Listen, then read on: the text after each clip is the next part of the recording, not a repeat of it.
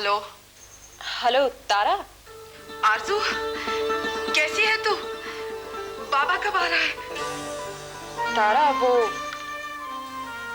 क्या हुआ आरजू? बाबा ठीक तो है ना? हाँ ठीक तो है, लेकिन तारा इस बार वो तेरे पास आ नहीं पाएगा। क्यों? देख तारा, अब वो बड़ा हो रहा है और जैसे जैसे साल बीतते जा रहे हैं वो अपने फैसले खुद लेने लगा है। हम उस पे कुछ थोपना नहीं चाहते हैं। यानी तू कहना क्या चाहती है? हाँ तारा, वो तुम्हारे पास नहीं आना चाहता है और हम कोई जबरदस्ती नहीं कर सकते उसके साथ ना। लेकिन आरजू। देख तारा, तू तो जानती है अगर हमने उससे जबरदस्ती की तो सब गड़बड़ हो जाएगा। उसके दिमाग पर यह बात गहरा असर करेगी। वो खुद ये सोचने लग जाएगा कि क्यों उसे हर बार गर्मियों की छुट्टी में तेरे पास जबरदस्ती भेज दिया जाता है। देख तारा, हम लोग उसे सच्चाई बताना नहीं चाहते और तू खुद भी यही चाहती है ना। कल को अगर उसको ये पता चल गया कि उसकी असली माँ मैं नहीं तू है तो उस पर क्या असर होगा?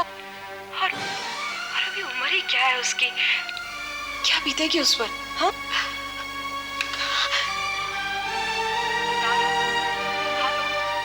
तारा, तू सुन रही है ना?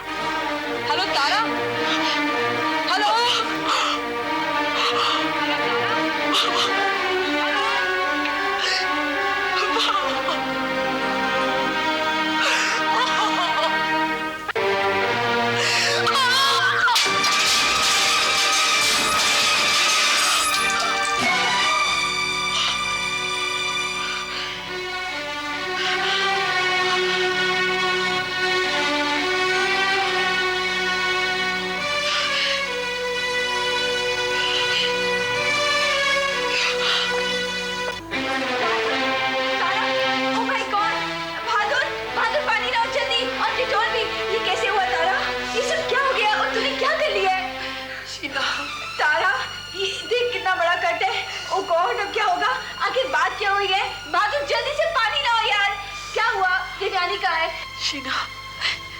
शीना, देवयानी ने घर आने से मना कर दिया। वो रोहित के घर चली गई। मुझे तो पहले ही लग रहा था, पता नहीं कब बड़ी होगी वो। लेकिन तूने ये क्यों किया है बता? अब बोल क्यों नहीं रही है, रोई जा रही है। शीना, पता है बाबा भी गर्मी की छुट्टियों में यहाँ नहीं आ रहा है। क्या? सॉरी। आरजू और मिकी उसे भेज ही नहीं रहे क्योंकि वो खुद ही नहीं आना चाहता।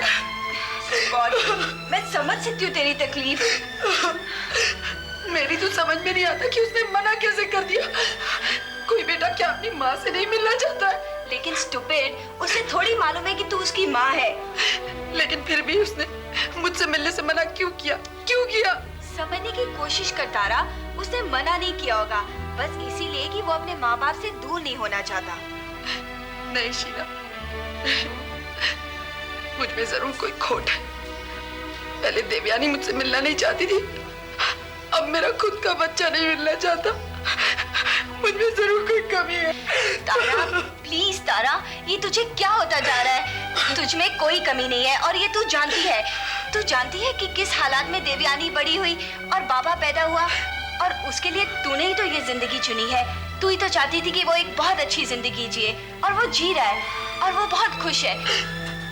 सही कह रही है तू, लेकिन अब मेरा क्या होगा? तुझे तो दुख पाना ही है, उसको खुशियां मिले इसके लिए। अपनी खुशी कुर्बान की है तूने, और अगर अपनी खुशी देखनी थी तो क्यों जाने दिया उसे? यही रख लिया होता अपने पास।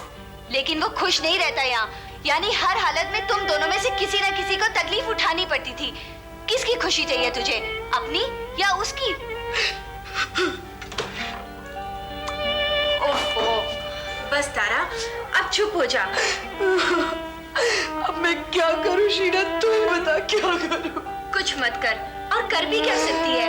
अब देख, यहाँ शांतम और श्रेया है, वो कहने का तो मेरे बच्चे हैं, लेकिन मुझसे ज्यादा तुझे प्यार करते हैं। और आज भी अगर उनसे पूछा जाए ना कि तुम कहाँ रहना चाहोगे, तो भागकर तेरे पास चले आएंगे मुझे छोड़कर।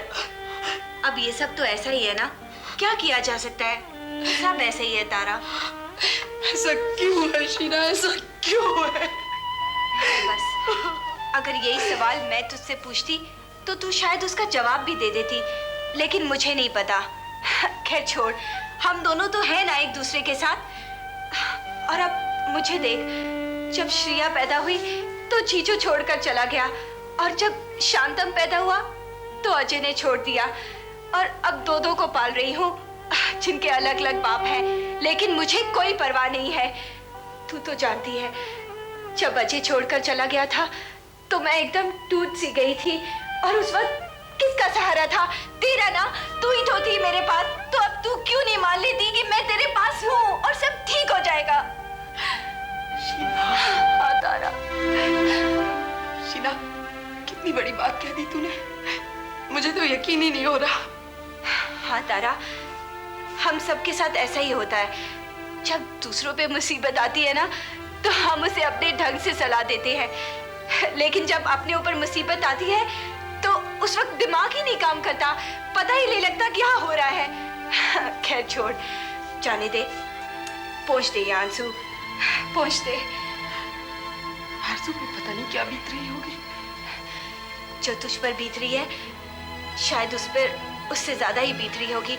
उसे थोड़ी अच्छा लग रहा होगा ये सब, उसका दिल भी तो बहुत दुख रहा होगा।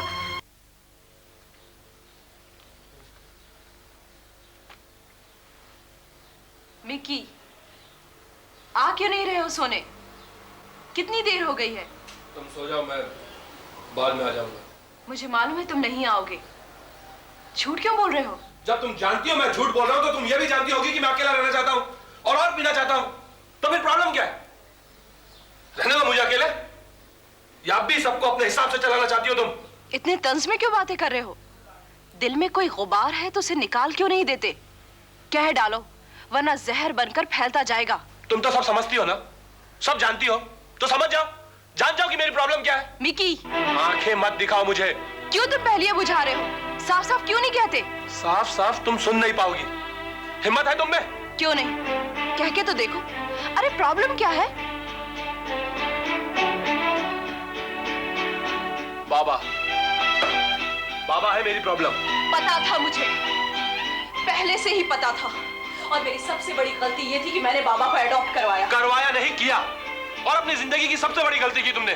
क्या मतलब? मतलब ये कि तुमने वाकई बाबा को गोद लिया और हमेशा एक गोद लिए हुए बच्चे की तरह पाला उसे, जबकि मैंने उसे हमेशा अपना बच्चा समझा। क्या कहना क्या चाहते हो तुम? क्यों समझ में नहीं आ रहा है? आरजू बाबा 5 साल का हो चुका है और तुम हमेशा उसे तारा का बच्चा समझकर पालती हो, अपना नहीं। तो क्या फर्क पड़ता है उससे? फर्क पड़ता है आरजू, बहुत फर्क पड़ता है। मान लो कि तुम्हारा एक पड़ोसी कुछ दिनों के लिए शहर से बाहर जा रहा है और अपने पेड़ पौधों का ख्याल रखने के लिए कह जाते हैं, तो क्या करते हैं हम? और ज्यादा अच्छी तरह से ख्याल रखते हैं। जानती हो क्यों? एक जिम्मेदारी होती है, एक डर होता है कि कहीं पड़ोसी नाखुश ना हो जाए। लेकिन जब अपने पौधों की बात आती है तो बेफिक्र हो जाते हैं। फिर भी फूल तो खिलते हैं ना, इसलिए क्योंकि ख्याल रखना जरूरी नहीं होता, एक प्यार और अपनेपन का एहसास भी बहुत जरूरी है। Sorry, I am sorry Mickey. मेरी वजह से तुम्हें इतना सब कुछ झेलना पड़ रहा है। मेरी वजह से तुम्हारा अपना बच्चा नहीं हो पाया। फिर वही बात। अरे बाबा भी तो मेरा ही बच्चा है, कितनी फिक्र करता हूं मैं उसकी। अरे गर्मियों की छुट्टियों में वो तारा के पास नहीं जाना चाहता, ये बात अलग है, लेकिन साथ साथ ये बात भी है कि मैं उसे खुद अपने से दूर नहीं रखना चाहता।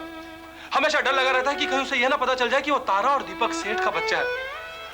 सोचो आरजू, क्या होगा हमारा, क्या करेंगे हम? सोचो कल को तारा उसे अपने साथ ले जाने का फैसला कर ले तो? नहीं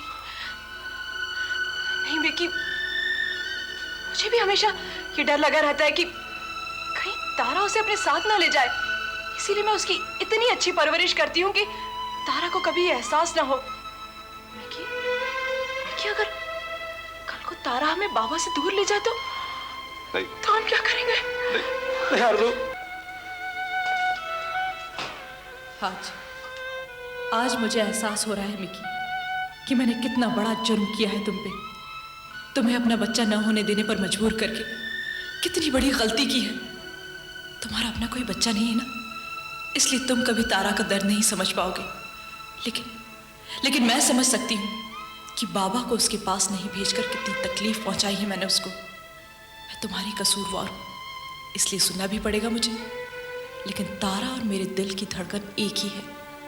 जैसा दर्द मुझे बाबा को अपने से दूर करके होता है, वैसा ही तारा को भी होता है, बाबा को अपने पास न पाकर।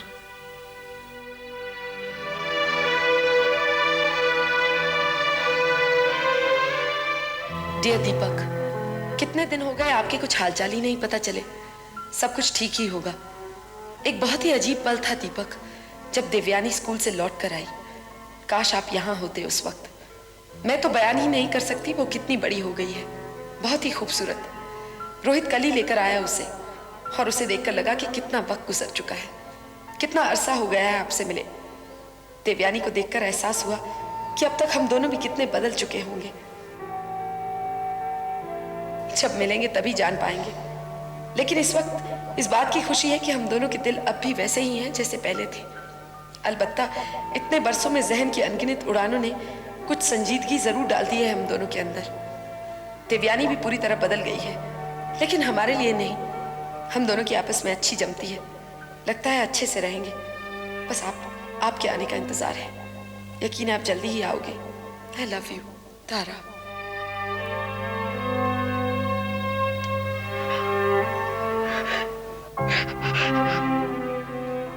कब तक झूठ बोलती रहूंगी? कब तक?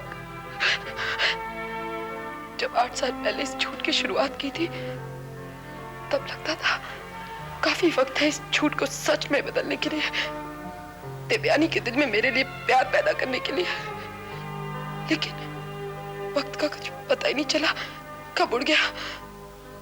देवयानी बड़ी हो गई और पहले से कहीं ज्यादा मुझसे नफरत करने लगी।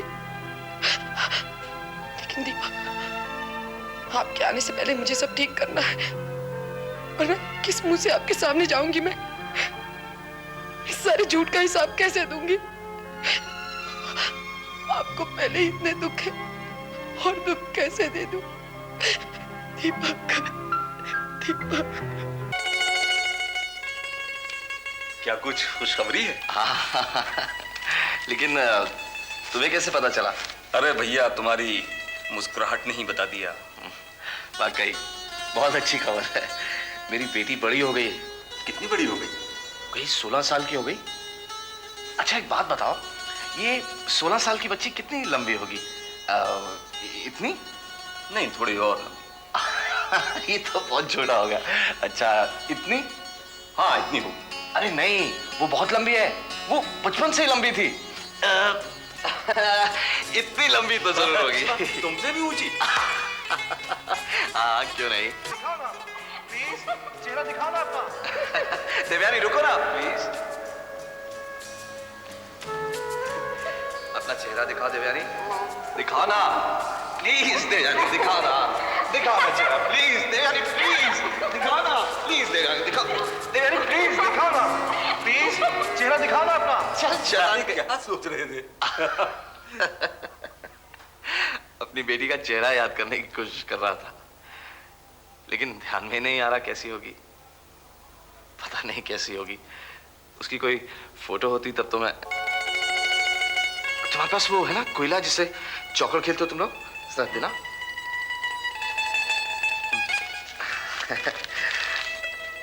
एक मिनट इधर। एक मिनट प्लीज प्लीज, बस एक minute.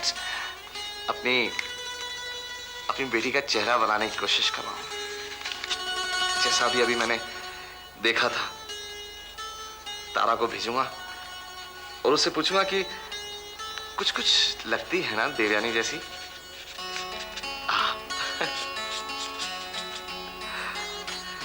I love you Devyani, I love you darling. कितनी बड़ी हो गई हो ना तुम। जैसे सब हो जाते हैं वैसे ही तुम भी। हाय हाय देवयानी, ओह माय गॉड, तुम कितनी बड़ी हो गई हो। जो भी मिलता है बस यही बोलता है। मैं तो वैसे की वैसे ही हूँ। आओ आओ बैठो। तुम ये नहीं पूछोगी मैं हॉस्टल से कब आई? मुझे पता था तुम आ गई हो। देख रही थी कि तुम कितनी देर बाद मुझे याद करोगी। तुम्हें तो मैं कभी भूली ही नहीं, तो फिर याद करने की बात कहाँ से आती है? बस बस और फ्लटर मत कर मुझे तू। बड़ा सूना सूना लग रहा है। श्रेया और शांतम कहाँ है? अभी थोड़ी देर में आ जाएंगे। आज तो संडे है ना। इसीलिए तो, वरना वीकडेज को थोड़ी भाग जाते हैं। एक संडे ही तो मिलता है उनके अपने बापों को। आ जाते हैं मुंह उठाकर अपने अपने बच्चों को घुमाने के लिए। चलो अच्छा है, एटलीस्ट मुझे शांतम और श्रेया को घुमाना नहीं पड़ता। संडे के संडे उनका मन भर जाता है। और वैसे संडे को मेरा बुटीक भी तो खुला रहता है। नॉट दैट कि ज्यादा ग्राहक आते हैं, फिर भी अजीब सिचुएशन है ना। हाँ, एक बात अच्छी है, दोनों बच्चे खुशी से अपने बापों के साथ जाते हैं। कैसे बोलती हो? और कैसे बोलूं, आ जाते हैं दोनों। पहला हस्बैंड जीजो और दूसरा अजय। वो सोचते हैं संडे को बच्चों से मिल ले तो उनकी ड्यूटी खत्म। एटलीस्ट संडे को तो आ जाते हैं ना। कुछ बाप तो अपने बच्चों से जिंदगी भर मिलने नहीं आते। देवयानी, और नहीं तो क्या, तुम्हें किसी ने छोड़ा नहीं है। और दीपक के साथ जो कुछ भी हुआ उसकी अपनी मर्जी से नहीं हुआ। और फिर तारा तो है ना तुम्हारे साथ। Very funny. तारा अब गिल्टी महसूस कर रही है क्योंकि उसे पता है मैं बड़ी हो गई हूँ और मुझे सब समझ में आता है। अब वो अपने गिल्ट धोना चाहती है, जो मैं उसे कभी नहीं करने दूंगी। और अगर मेरा बाप मुझसे दूर है तो अपनी मर्जी से नहीं, उसी की वजह से। प्लीज देवयानी, तुम ऐसे मत बोलो, मुझे तुम्हारी फिक्र होने लगी है। एनीवे, ये श्रेया और जीजो अभी तक आए क्यों नहीं यार? अच्छा किया जो तुमने टॉपिक चेंज कर दिया, वरना तारा को लेकर यहाँ पर भी महाभारत शुरू हो जाती। हाय मम्मी। लो, आ गई तुम्हारी बेटी। Come on. चलो। हाय मम्मी। हाय देवयानी। हाय श्रेया। देवयानी नहीं, दीदी बोलो। जीजू इनको बोलो ना, मैं किसी को भी किसी के नाम से बुला सकती हूँ। अच्छा, तो ये लेसन सिखाया आज।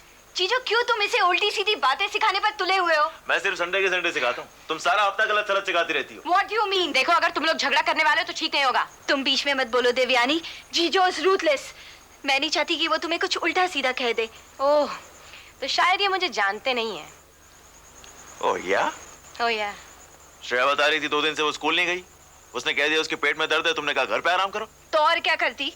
शीना, उसे अगर मालूम चला एक बार इस तरह बहाने चल जाएंगे तो वो रोज बहाने बनाएगी, बिगड़ जाएगी इस तरह वो।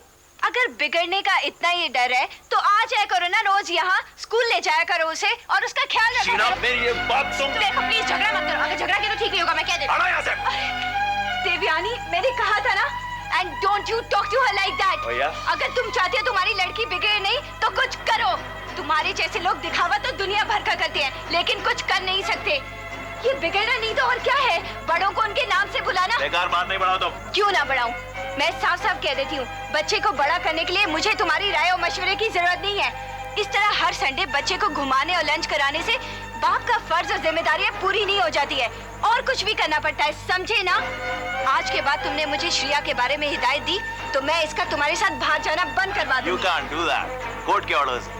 कोर्ट वोट रहने दो, मैं कुछ भी कर सकती हूँ। मत करो ना मम्मी, हर संडे आप इसी तरह लड़ाई करते हैं। लड़ाई बंद नहीं की तो मैं चली जाऊंगी दोनों को छोड़कर। Stop it both of you. तुम लोगों को जरा सा भी एहसास है कि तुम्हारे झगड़े से श्रेया पर क्या असर पड़ता है? Will you just mind your own business? बिल्कुल नहीं, देवयानी बिल्कुल सही कहती है। जीजो, तुम यहाँ से चले जाओ, just get out of here. हाँ, जा रहा हूँ। Get out! Come here. Come on, baby. See you next Sunday. ये झगड़े का दूसरा राउंड सूट में। मेरे लाल, मेरे पूत, मेरे वत्स, मेरे सन बेटा गोवर्धन। Any problem? मेरी खत्म हो गई है, तुम्हारी बारी है। खूब अच्छा लड़का है। My baby. शीना, अगले संडे को मैं बाहर जा रहा हूँ इसलिए आ नहीं पाऊंगा। Thank God. अब प्लीज आप दोनों यहाँ से जा सकते हैं ताकि मैं चैन की सांस ले सकूं। Never mind, come with me. Bye. Baby, चलो बच्चों, तुम लोग चेंज कर लो। श्रेया, तुम शांतम की हेल्प करना। आज तुम्हारी तारा मौसी तुम्हारे लिए कार्टून फिल्म लाई है। चलो इसे देख के सो जाना। कम, लेट्स गो। प्यारी तारा, अभी अभी तुम्हारा खत मिला। तुम और देवयानी अच्छे से साथ साथ रह रहे हो, जान के कितनी खुशी हुई, बयान नहीं कर सकता। आखिर तुम्हारे इतने बरसों की मेहनत और कोशिशों की वजह से ही ये बदलाव आ पाया है। पता नहीं इसे एहसान कहूं या कुछ और। हर पल सोचा करता हूं कि देवयानी अब कैसी लगने लगी होगी। जहन में बार बार उसकी एक तस्वीर उभरती है जिसे मैंने कागज पर बना ही डाला। अगले पेज पर देखो। कैसा है? मुझे लिखना कितना सही बना पाया हूं।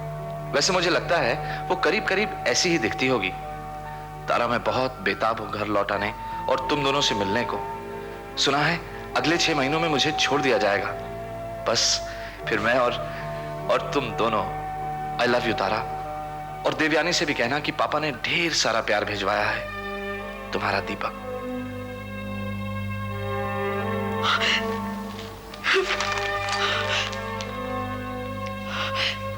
देवयानी से कैसे कहूं? 6 महीने, अब क्या होगा? इतने सारे झूठ लेके मैं दीपक के सामने कैसे जाऊंगी? नहीं, अब तो देवयानी से जाके मिलना होगा। उसका यहाँ आके रहना बहुत जरूरी है।